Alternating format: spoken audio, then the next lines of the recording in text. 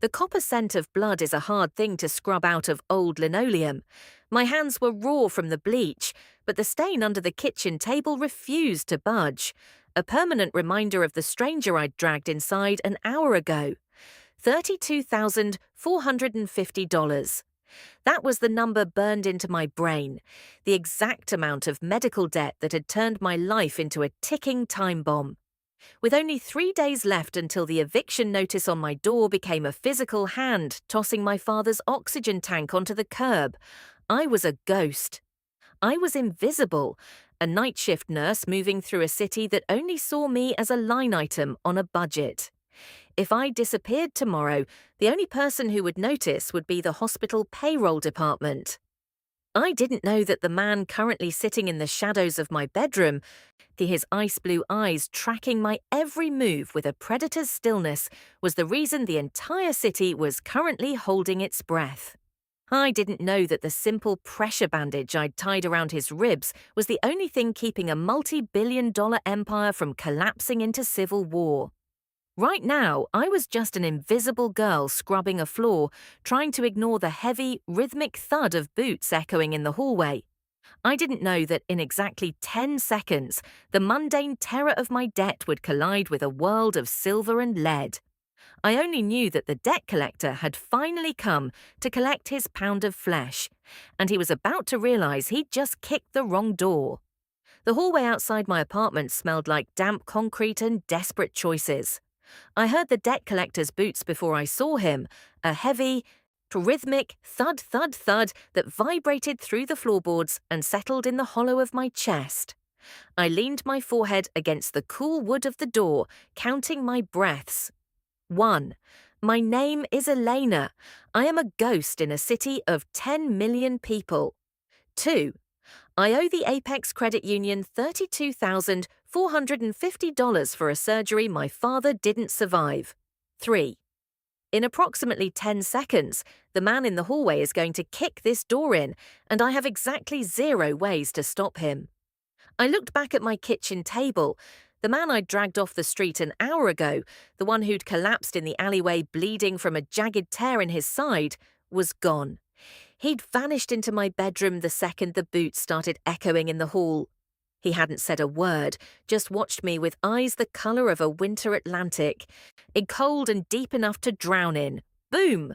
The first kick sent a shiver through the frame. "Elena Vance," a voice barked, gritty, like gravel in a blender. "I know you're in there, sweetheart. We're done with the letters. We're done with the calls. It's time to pay the man." I didn't move. I couldn't. My body felt like it was made of lead, my feet anchored to the linoleum. I was a nurse. I was trained to handle trauma, to keep my cool when the monitors flatlined. But this? This was the kind of trauma medicine couldn't fix. Boom! The deadbolt screamed. A splinter of wood flew across the room, landing near my bare toes.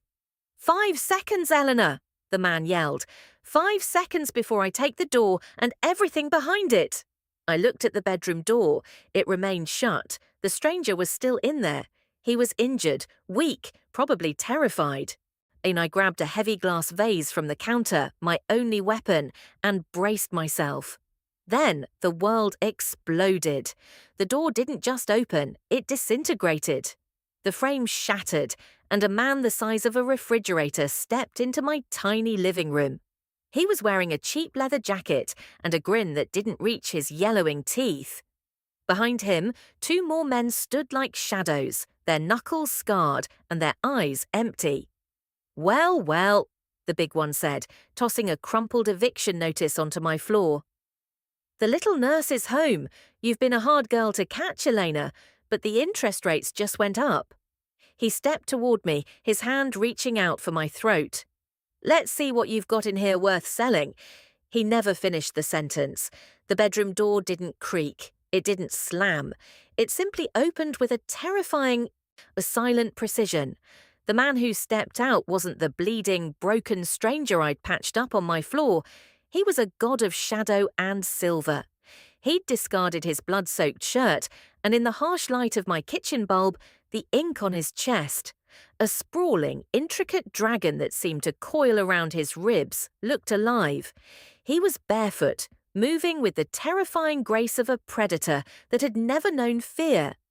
He didn't look at me. He looked at the debt collector. The air in the room didn't just get colder, it died. The big man froze, his hand inches from my face. His grin vanished, replaced by a grey, sickly pallor. Behind him, the two shadows stumbled back, one of them audibly choking on his own breath. The stranger, the man I'd saved, stepped into the centre of my kitchen. He didn't raise a weapon. He didn't even raise his voice. And he just stood there, the silence around him so heavy it felt like a physical weight. "You," the stranger said. One word, low, like the growl of an engine. The debt collector's voice high-pitched and breaking. "Mr. Moretti, we didn't know. We were just... The account was flagged for..." "You kicked the door," the stranger said, stepping closer. Every movement was slow, deliberate, and utterly final. Sir, I was just doing my job." The stranger stopped 6 inches from the big man's face. He reached out, his hand moving with a speed my eyes couldn't track, and gripped the debt collector's jaw. The sound of bone creaking filled the room. "You kicked her door," the stranger repeated, his ice blue eyes boring into the man's soul. "You threatened a woman who belongs to me." My heart stopped. Belongs to him? I'd known him for 60 minutes, and I'd seen his blood. I'd smelled the metallic tang of his mortality. The stranger leaned in, his voice a whisper that carried the weight of a death sentence. "You made a mistake, and in my world, mistakes are paid for in blood, not interest." He turned his head slightly, finally looking at me. For a second, the predator vanished. Something else flickered in those blue depths, something possessive, ancient, and terrifyingly soft. "Elena," he said, his voice changing, dropping into a tone that made my skin prickle with a heat I didn't understand. "Go to the bedroom. Don't come out until I tell you." The debt collector started to sob. "Now," the stranger commanded. I didn't argue. My legs moved before my brain could protest. As I backed away, I saw the stranger's hand slide into the back of his waistband, pulling out a piece of a matte steel that hadn't been there before. I shut the door, pressed my back against it, and listened to the silence of the man who had just claimed my debt and my life. The sound of the heavy bedroom door clicking shut was like a starter pistol. On the other side of the wood, the screaming started. It wasn't the sound of a fair fight, it was the sound of a dismantling. I sat on the edge of my bed, my hands pressed over my ears, squeezing my eyes shut until I saw stars. I'm a nurse. I know what breaking bone sounds like. I know the wet, sickening thud of a strike that hits soft tissue. But what I was hearing out there was different. It was efficient. It was quiet. The debt collector's pleas for mercy turned into a series of jagged animal whimpers, and then silence.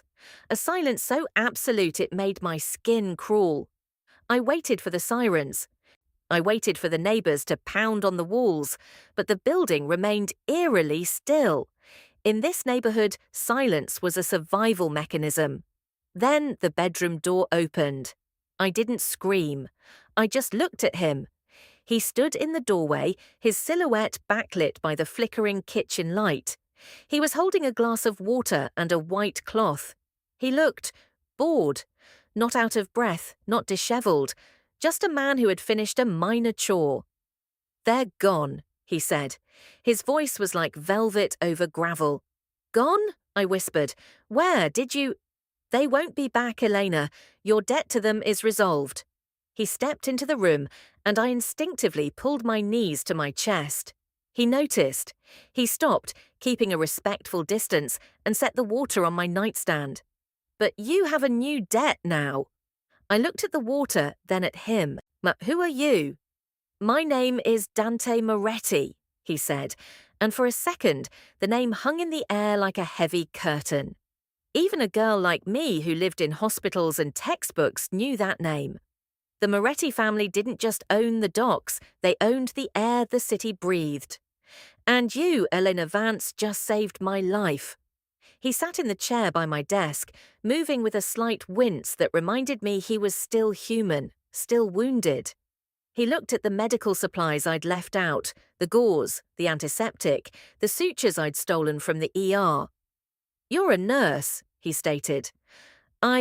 Yes, pediatric oncology." He tilted his head, his eyes tracing the line of my throat. "You didn't ask questions when you found me in that alley. You didn't call the police, you just fixed me. Why?" "Because you were dying," I said, my voice finally finding some strength. "And because I know what it's like to be hunted for something you can't pay back. I didn't care who you were." Dante stood up, moving closer. He was so tall he seemed to swallow the light in the room. He reached out, not to touch me, but to pick up the eviction notice that had been stuck to his shoe. He read it slowly, his jaw tightening. $32,000, he read aloud. A small price for a man's life, but a heavy one for a ghost. He looked at me then, and the coldness in his eyes was replaced by something else. A calculation. "I don't like being in debt, Elena. It's a weakness. So I'm going to make you an offer. One that will solve your father's medical bills, keep this roof over your head, and ensure that no one ever kicks your door again." My heart hammered against my ribs. "Hey, what's the catch?" "I am currently in the middle of a transition of power," he said, and the way he said transition made me think of the blood on the linoleum. "My enemies think I'm dead. I need to stay dead for exactly 3 weeks. I need a place to hide, and I need a medic who doesn't exist on any official payroll." He leaned down, placing his hands on the bed on either side of my hips, caging me in. He smelled like expensive cologne and ozone. "I stay here," he whispered. "You heal me. In exchange, I become your shield. I pay your debt in full, every cent, and when I leave, you'll never see me again. You'll be free." I looked into those ice-blue eyes. I saw the danger there. I saw the world of violence he belonged to. But I also saw the eviction notice in his hand. I saw the faces of the men who had just broken into my home. "And if I say no?" I asked. Dante's thumb grazed my jawline, a touch so light it was almost a hallucination, yet it sent a jolt of electricity through my entire body. "You won't say no," he said softly. "Because you're a healer, Elena. And you can already see that I'm the only thing standing between you and the wolves." I looked at his hand, large, scarred, capable of such brutality, and then back at his face. My body was screaming at me to run, but my heart was doing something different. It was recognizing him. 3 weeks, I said, my voice barely a breath. Dante smiled. It wasn't a kind smile. It was the smile of a man who had just won a war he hadn't even started yet. 3 weeks, he agreed. "Now, Eleanor, I believe I need a fresh bandage. The transformation of my apartment happened in less than 12 hours. By sunrise, the blood was gone. Not just cleaned, but the entire section of linoleum had been replaced by a crew of silent men in charcoal suits who arrived at 3 a.m. They didn't speak to me. They didn't even look at me. They moved with a synchronized, chilling efficiency, replacing my broken door with a reinforced slab of steel disguised as mahogany. Dante sat at my small kitchen table through it all, nursing a cup of the cheap instant coffee I'd made him. He looked out of place against the backdrop of my chipped mugs and floral wallpaper, like a masterpiece hung in a garage.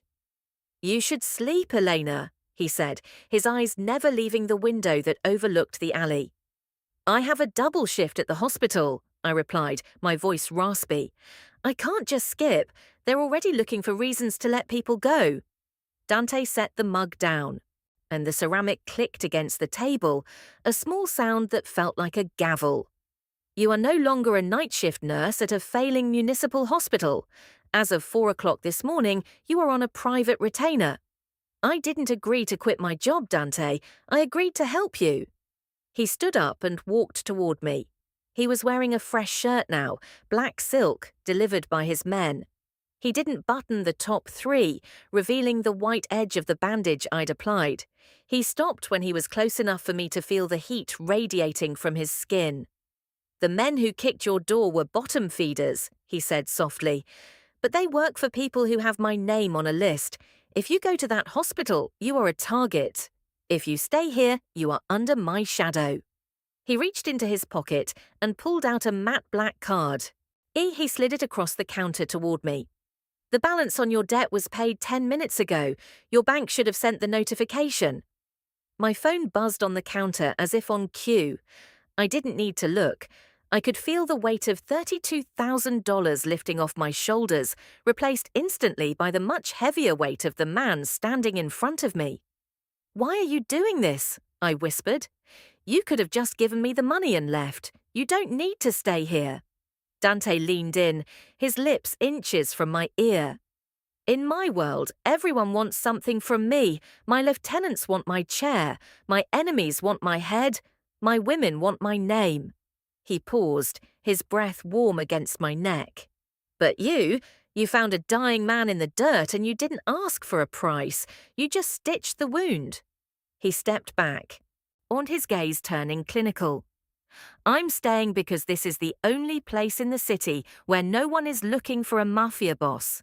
And because I want to see if you're as selfless as you seem, or if you're just waiting for your moment to ask for more." The front door opened, no knock. A man entered. He was shorter than Dante, with sharp features and a scar that ran from his temple to his jaw. He stopped dead when he saw me, his hand reflexively moving toward his jacket. "Easy, Lorenzo," Dante said, not looking back. "She's the reason I'm breathing." Lorenzo's eyes widened. He looked at me, then at the bandages on Dante, then back to me. He bowed his head slightly, a gesture of respect that felt completely wrong in my kitchen. "The car is downstairs, boss. The council is meeting at noon. They think the hit was successful. They're already discussing the succession." "Let them discuss," Dante said, a cruel light sparking in his eyes. "The longer they believe I'm a ghost, the easier it will be to turn them into ones." Dante turned back to me. "Lorenzo will stay at the door. If you need anything at all, you tell him. You don't leave this apartment. You don't answer the phone." "I'm a prisoner," I said, the realization hitting me. Dante walked to the door, pausing with his hand on the handle. He looked back at me over his shoulder, his expression unreadable. "No, Eleanor," he said. "A prisoner is someone who wants to leave. By the end of this week, you'll realize that the world outside that door is much more dangerous than the man inside it." He stepped out, and the heavy steel door clicked shut. And I heard the electronic lock engage, a sound like a tomb closing. I was alone in my apartment with $30,000 in the bank, a mafia soldier guarding my hallway, and the lingering scent of sandalwood and blood. I walked to the window and watched the black SUVs pull away from the curb. I had saved a life, and in return, I had lost my own. The first 3 days were a lesson in the architecture of power. I quickly learned that Dante Moretti didn't just stay in an apartment, he occupied it. My small living room was now a command center. Lorenzo sat by the door with a laptop and a headset, his eyes never leaving the security feed of the hallway. Boxes of high-end groceries, things I couldn't pronounce, arrived at odd hours. But it was the silence between Dante and me that was the loudest. He spent most of his time in my bedroom, which he had claimed as his office. I slept on the sofa, the ghost of his scent, sandalwood and expensive leather, clinging to the cushions. Every few hours, I had to enter his space to check his wound. On the 4th evening, the atmosphere changed. I knocked on the bedroom door, my medical tray rattling slightly. "Enter," he commanded. Dante was sitting at my small vanity desk, a burner phone pressed to his ear. He was shirtless, the bandage I'd applied yesterday stained with a single blooming dot of crimson.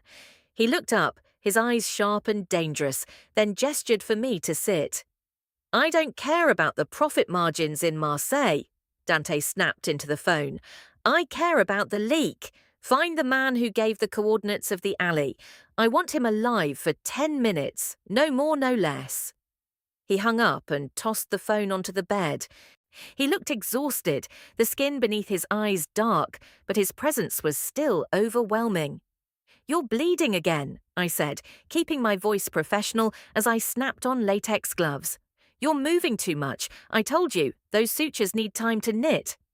I don't have time, Eleanor. The city is cannibalizing itself because they think the throne is empty. I moved closer, leaning over him to peel back the old bandage. The proximity was a mistake. I could feel the heat of his breath on my collarbone. My pulse, usually a steady nurse's rhythm, began to stutter. Stay still, I whispered. You're shaking, he noted. His voice had lost its edge, dropping into that low vibrato tone that made my stomach flip. I'm not used to patients who talk about leaks and Marseille, I countered, cleaning the wound with antiseptic. I'm used to 5-year-olds who want a sticker after their shot. Suddenly, his hand shot out, wrapping firmly around my wrist. He didn't squeeze, but the strength in his fingers was undeniable. I froze, my heart hammering against my ribs like a trapped bird. Look at me, he said. I looked. His blue eyes weren't cold anymore. They were searching. You haven't asked for anything, he said. The debt is gone. You have a guard at your door. You have food you've never seen before. Why haven't you asked for a car, a house, a flight out of the country? I don't want your things, Dante. Everyone wants something. I wanted to sleep without dreaming of debt collectors, I said, my voice trembling. You gave me that. Now I just want you to heal so you can leave and I can get my life back. Dante's grip softened, and his thumb grazing the sensitive skin of my inner wrist. Your life was a slow death, Elena. You were working 20-hour shifts to pay for a grave. It was my life. He pulled me slightly closer until the tips of my shoes touched his. Do you know what they call me in the streets? The Ice King. They think I don't feel anything. They think I'm a machine built for profit and blood. Are you? I asked, my breath hitching. He took my hand, the one not holding the antiseptic, and placed it flat against his chest, right over his heart. The beat was slow, powerful, and steady. A machine doesn't feel its heart skip when a nurse walks into the room, he whispered. I should have pulled away. I should have finished the dressing and walked out. But my body was no longer listening to my brain. I felt a magnetic pull toward him, and a gravity that defied logic. Before I could speak, Lorenzo's voice boomed from the living room. Boss, we have a problem. Black sedan just pulled into the alley, no plates, 3 men getting out. The moment shattered. Dante was on his feet in a second, his hand reaching for the pistol on the desk. The vulnerability was gone, replaced instantly by the cold, lethal efficiency of a mafia don. Eleanor, get in the bathtub, now, he ordered. Dante, go! He didn't look back. He stepped into the living room, his silhouette framed by the light of the hallway, a predator ready to defend his cage. I ran for the bathroom, the sound of my own blood rushing in my ears, drowning out the first sound of glass shattering in the kitchen. The bathtub was cold, smelling of lavender soap and the sharp, metallic tang of fear. I huddled there, knees to my chest, just as the first window in the kitchen shattered. The sound wasn't like a glass dropping, it was a rhythmic, tactical breaching. Pop, pop, pop. Silenced gunfire. It sounded like a heavy stapler hitting wood. I heard Lorenzo grunt, a wet, heavy sound that made my stomach turn. Then came the roar. It wasn't human, it was Dante. Get back! Dante's voice echoed through the thin bathroom door, followed by the sound of a body hitting my bookshelf.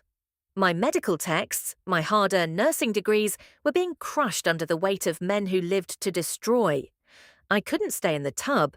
My internal clock, the one that forced me to run toward a crashing monitor in the ICU, took over. I cracked the door. The living room was a war zone. Lorenzo was slumped against the reinforced front door, me clutching a shoulder that was rapidly turning crimson. Dante was a shadow in motion. He moved with a terrifying fluidness, using the kitchen island as cover. He fired twice, 2 precise clicks, and a man in a tactical mask fell silently near my refrigerator. But there were more. 2 men were coming through the fire escape window. Dante turned to face them, but his movement was hitched. I saw it.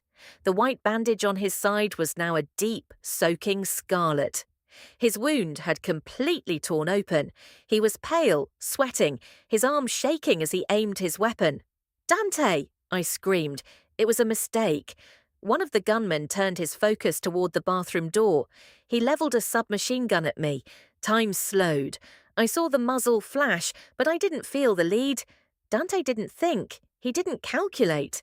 He threw his entire body across the gap between the kitchen and the hallway, slamming into me and knocking us both back into the bathroom.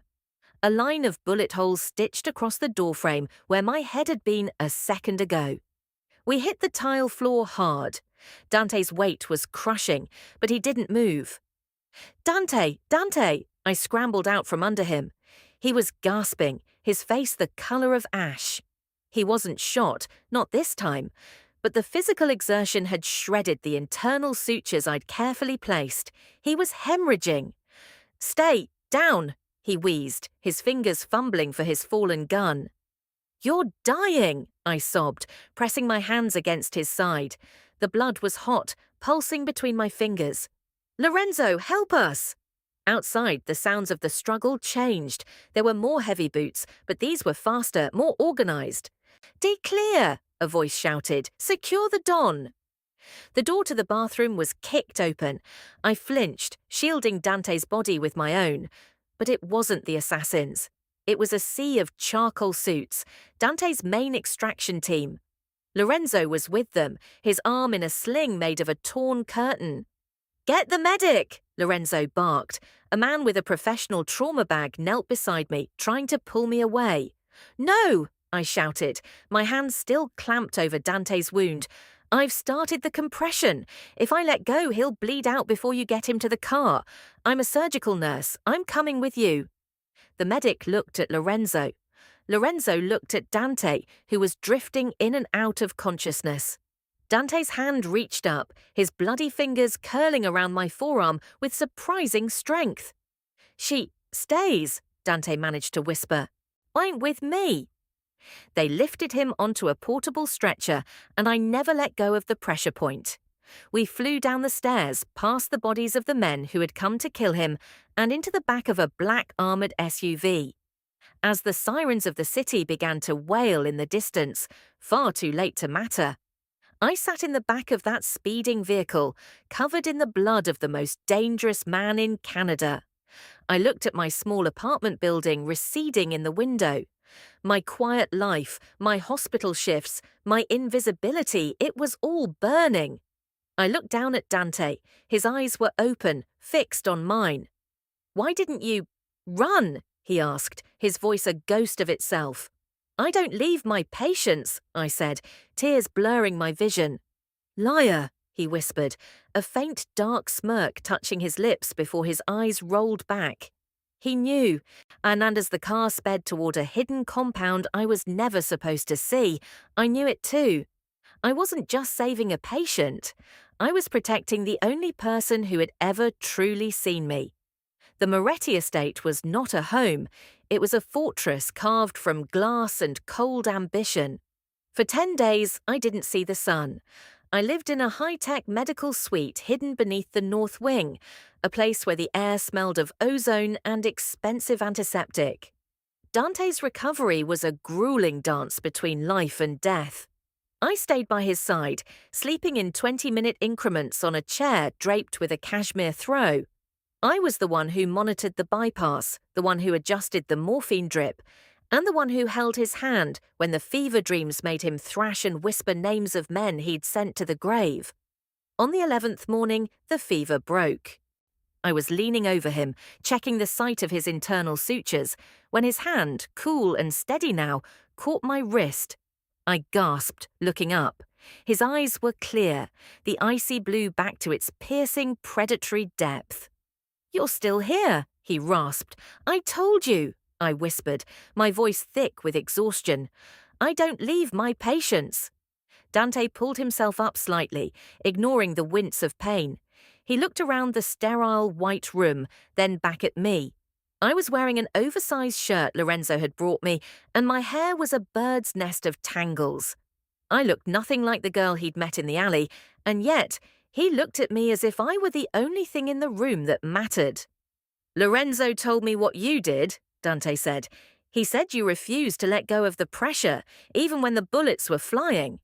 Even when my own men tried to pull you away." "I was just doing my job, Dante." "No," he said, his voice regaining its command. "A nurse does her job. You fought for me. Why?" I turned away, reaching for a fresh roll of gauze to hide the heat rising in my cheeks. "Because you saved me first. In that apartment. You took a hit that was meant for me." Dante reached out, his fingers catching my chin and forcing me to look at him. "I didn't do it to balance the books, Elena. I did it because the thought of a world without you in it was suddenly more intolerable than the thought of dying." The air in the room thickened. This was the moment where I should have walked away. The debt was paid, he was stable, I could ask for a ticket home, for a new identity, for a life where I didn't have to look over my shoulder. Instead, I leaned into his touch.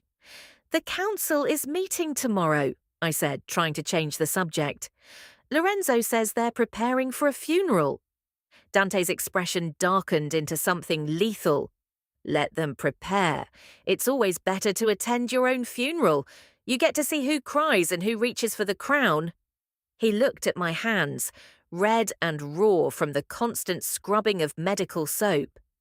He took them in his, kissing my knuckles with a tenderness that felt like a secret. "Tomorrow I reclaim my city," he said, "and after that I reclaim you. I don't belong in this world, Dante. I'm a nurse. I help people. You." "I protect what is mine," he interrupted.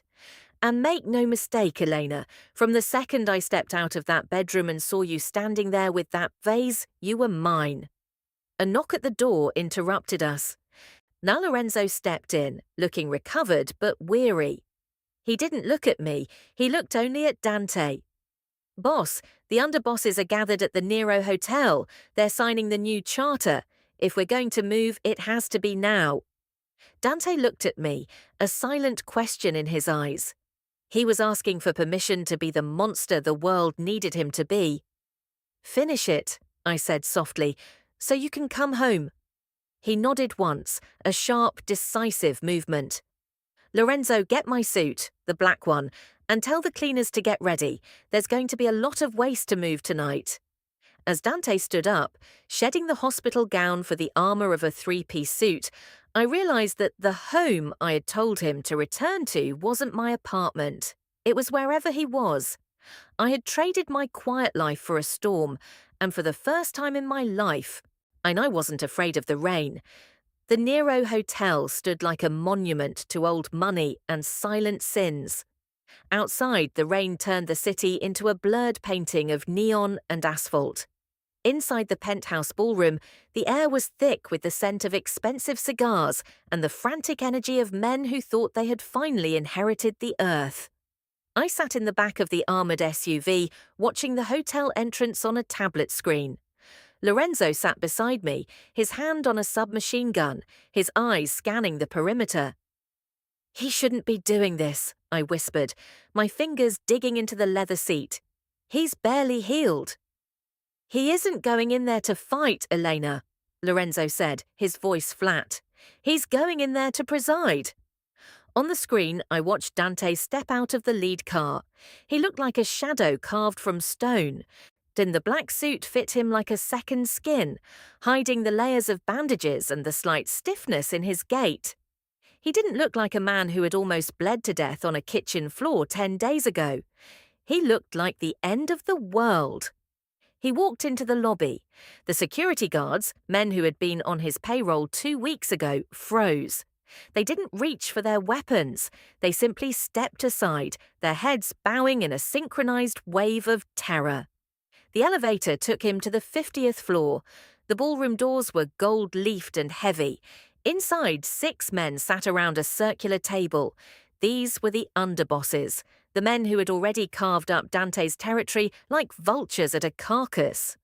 At the head of the table sat Silvio, the man who had ordered the hit in the alley. Dante didn't knock. He didn't announce himself. The doors swung open, and the heavy thud of his boots silenced the room. Silvio dropped his glass of scotch, the amber liquid splashing across the new charter. "You look like you've seen a ghost, Silvio," Dante's voice echoed, cold and smooth as a razor blade. "Dante, we thought... The report said what I wanted them to say," Dante said, walking toward the table. He didn't stop until he was standing directly behind Silvio. He leaned down, his mouth near the man's ear. "You made a mistake. You thought my strength came from my title. You forgot it comes from my blood." Dante reached into his jacket. The men at the table flinched, but Dante didn't pull a gun. He pulled out a crumpled, blood-stained piece of paper. My eviction notice. "This is what started it," Dante said, tossing the paper onto the table. "Taught a debt for $32,000, a small number, but it led me to a woman who has more courage in her pinky finger than this entire room has in its soul." He looked at each man, his gaze stripping them bare. "You tried to take my life, but more importantly, you brought your violence to her door. You made her bleed on her own floor." Dante straightened up. "The charter is void. The council is dissolved. Lorenzo..." In the SUV, Lorenzo tapped a command into his laptop. Suddenly, the lights in the ballroom flickered and died. On the screen, I saw the infrared heat signatures. Dante didn't fire a single shot. He didn't have to. His men, shadows that had been hiding in the walls, moved in. There were no screams, only the sound of chairs sliding and the heavy silence of a permanent transition. 10 minutes later, the ballroom doors opened again. Dante stepped out. He was alone. He walked back to the elevator, his expression unchanged. When he reached the SUV, Lorenzo opened the door. Dante slid in beside me. He didn't look at the hotel. He looked at me. He reached out and took my hand, his thumb tracing the line of my palm. "It's over," he said. "Is it?" I asked. "Are we safe?" "You are the safest woman in the world," he whispered. He pulled me toward him, tucking my head under his chin. I could hear his heart, steady, powerful and alive. I knew that my life would never be simple again. I wouldn't be going back to the pediatric ward. I wouldn't be worrying about rent. I would be living in a world of velvet and steel, a world where I was the only weakness of a man who feared nothing. "Elena," he murmured into my hair. Yes? Thank you for fixing me." I pulled back just enough to look into those winter blue eyes. "I'm not finished fixing you, Dante. We have a long way to go." He smiled, a real smile this time, soft and private. "Then we better get started." The SUV pulled away from the curb, disappearing into the rain, leaving the ghosts of the past behind. The hospital wing was quiet, the afternoon sun streaming through the floor-to-ceiling windows. It was the Moretti Pediatric Center, a state-of-the-art facility that hadn't existed 12 months ago. I walked through the halls in my white coat, the staff nodding to me with genuine respect. I wasn't a ghost anymore. At the end of the hall, a man stood waiting. He was leaning against the wall, wearing a dark grey suit, watching the children play in the garden outside. He looked peaceful. Dante turned as I approached. He didn't say a word. He just reached out and wrapped his arm around my waist, pulling me into his side. "Ready to go?" he asked. "Just one more patient," I said, smiling up at him. He leaned down and kissed my forehead, a gesture that still made my heart skip a beat. "Don't take too long. We have a dinner reservation, and Lorenzo hates it when we're late." I watched him walk toward the exit, the man who had kicked my door and ended up stealing my heart. I had saved his life in an alleyway, but in the end, he was the one who had rescued me from a life of shadows. "Thank you for watching." If you enjoyed this story of debt, danger, and a mafia king's obsession, don't forget to subscribe and hit that like button. It helps us bring more viral stories to life. Unquestion for the comments. If you found a dangerous stranger bleeding in an alley, would you take the risk and save them like Elena did? Or would you keep walking? Drop your answer below. I read every single one.